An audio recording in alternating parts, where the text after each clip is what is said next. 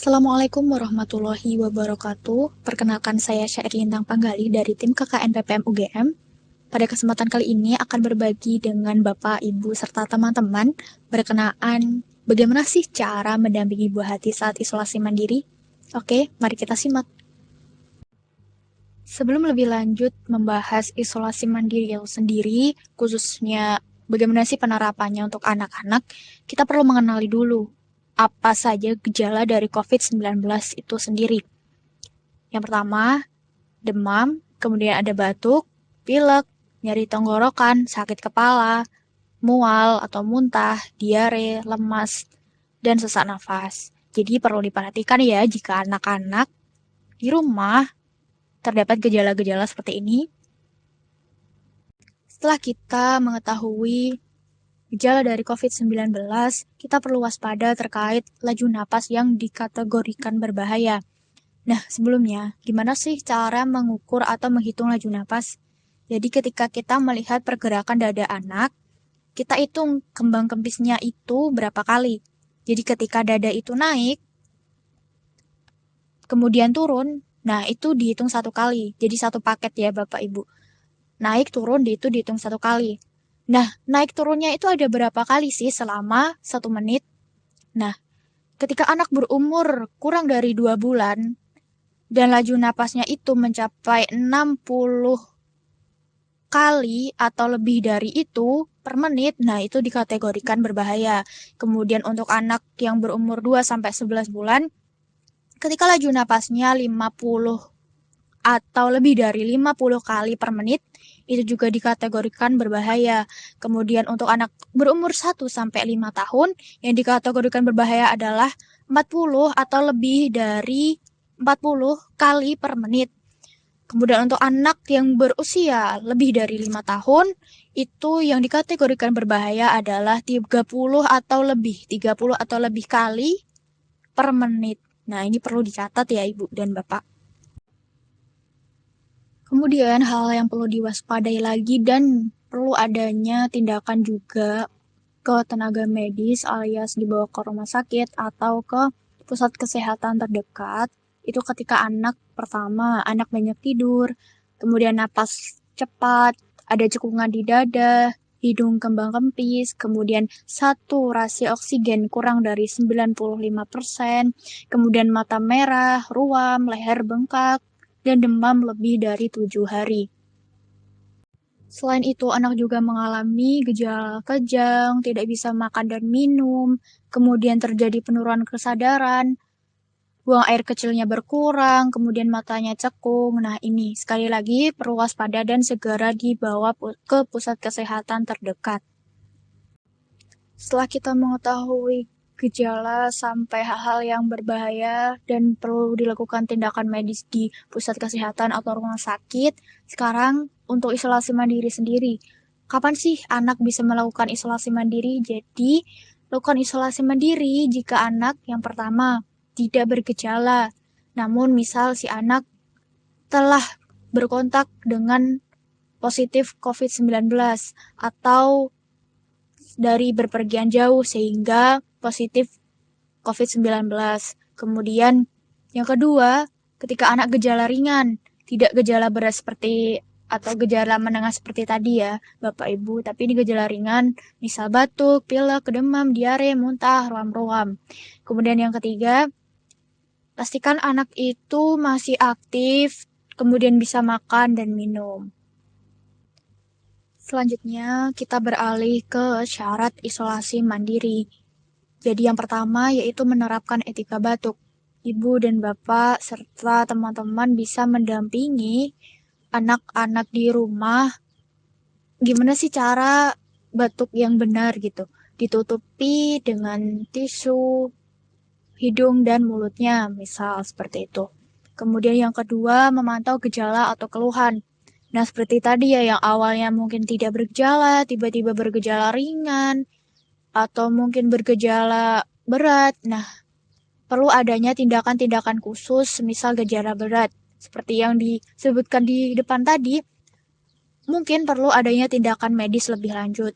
Kemudian, rutin melakukan pemeriksaan suhu tubuh 2 kali sehari di pagi dan malam hari. Tentu menggunakan termometer ya Ibu Bapak. Kemudian yang keempat yaitu lingkungan rumah atau kamar memiliki ventilasi yang baik. Oke, mari kita pastikan syarat-syarat isolasi mandiri ini dapat dipenuhi. Ketika anak melakukan isolasi mandiri, perlu ada beberapa hal yang menjadi catatan dan menjadi perhatian. Yang pertama, orang tua dapat tetap mengasuh anak yang positif. Namun, perlu diperhatikan poin yang kedua. Orang tua atau pengasuh disarankan yang resiko rendah terhadap gejala berat COVID-19. Jika ada anggota keluarga yang positif, maka dapat diisolasi secara bersamaan. Kemudian, jika orang tua dan anak berbeda status COVID-nya, disarankan berikan jarak tidur 2 meter dan di kasur yang terpisah. Yang paling penting dan jangan dilupakan, berikan dukungan psikologis bagi anak. Di depan tadi kita sudah sedikit membahas syarat isolasi mandiri. Namun kita akan melihat lebih dalam protokol isolasi mandiri itu sendiri.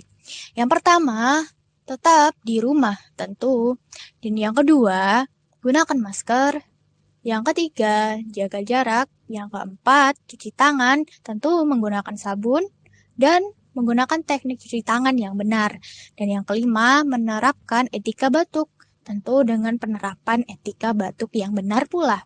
Selanjutnya, periksa suhu tubuh pagi dan sore secara rutin ya, Bapak dan Ibu.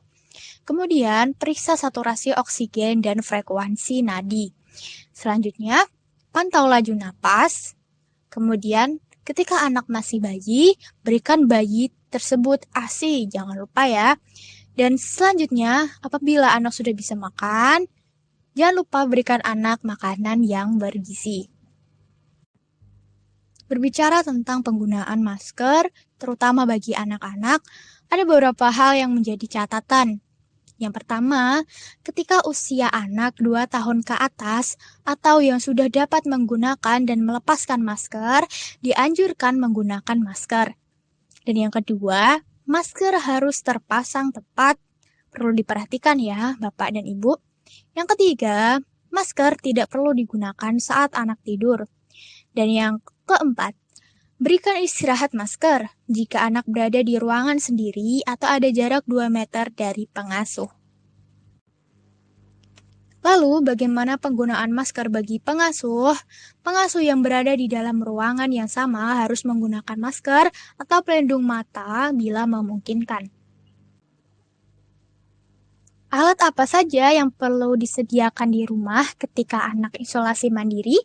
Yang pertama tentu termometer yang digunakan untuk mengukur suhu setiap harinya secara rutin seperti yang disebutkan di awal tadi. Dan yang kedua ada oximeter yang digunakan untuk mengukur saturasi oksigen dan frekuensi nadi. Selain alat-alat, ada juga obat yang perlu disediakan di rumah saat anak isolasi mandiri, yaitu obat demam, zinc, dan multivitamin dengan dosis-dosis seperti yang tertera di sini ya Ibu dan Bapak. Atau Ibu dan Bapak bisa berkonsultasi tentang dosis-dosisnya ke apotek terdekat. Ketika anak isolasi mandiri, jangan lupa bersihkan rumah atau sekitar anak yang sedang berisolasi mandiri. Nah, khususnya tempat-tempat atau benda-benda yang sering disentuh seperti gagang pintu, keran, toilet, wastafel, sakelar, meja, dan kursi. Membersihkannya bisa menggunakan apa? Pertama, bisa menggunakan campuran air dan sabun atau deterjen. Dan yang kedua, bisa menggunakan cairan disinfektan khusus. Lalu, bagaimana untuk bayi yang baru lahir dan ada keinginan untuk melakukan inisiasi menyusui dini bagi bayi tersebut? Namun, ibunya tersangka atau terkonfirmasi COVID-19. Nah, hal tersebut dapat dilakukan bila status ibu adalah kontak erat atau kasus suspek COVID dan dapat dipertimbangkan pada ibu dengan status terkonfirmasi COVID. tentu dengan gejala ringan atau tanpa gejala. Bila klinis atau kondisi ibu maupun bayi itu dikatakan stabil. Jadi, bisa melakukan inisiasi menyusui dini pada bayi, namun ada beberapa catatan yang perlu diperhatikan. Lalu, bagaimana syarat dari inisiasi menyusui dini tersebut? Yang pertama, ibu dapat menggunakan alat pelindung diri minimal masker. Pastikan mencuci tangan sebelum menyentuh dan menyusui bayi. Dan melakukan etika batuk yang baik. Ada beberapa hal yang perlu menjadi catatan ketika ingin melakukan inisiasi dini pada bayi. Yang pertama, ketika bayi sehat dari ibu suspek COVID, dapat dirawat gabung dan menyusu langsung dengan mematuhi protokol pencegahan secara tepat. Dan yang kedua, ketika bayi dari ibu terkonfirmasi COVID, dapat dilakukan perawatan di ruang isolasi khusus terpisah dari ibunya. Namun, jika kondisi ibu tidak memungkinkan merawat bayinya, maka keluarga lain yang berkompeten dan tidak terinfeksi COVID dapat merawat bayi tersebut, termasuk membantu memberi ASI pada bayi selama ibu dalam perawatan. Pastikan ASI diperah mengikuti protokol kesehatan. Botol ASI dibersihkan sebelum diberikan kepada pengasuh lain. Bagian terakhir dari pembahasan ini terkait lama perawatan dari isolasi mandiri. Untuk tanpa gejala, yaitu 10 hari isolasi sejak terkonfirmasi positif. Untuk gejala ringan, 10 hari isolasi sejak timbul gejala. Dan minimal 3 hari saat bebas gejala. Sekian yang dapat saya sampaikan. Semoga dapat bermanfaat bagi Bapak, Ibu, serta teman-teman. Mohon maaf apabila banyak kekurangan. Terima kasih atas perhatiannya. Wassalamualaikum warahmatullahi wabarakatuh.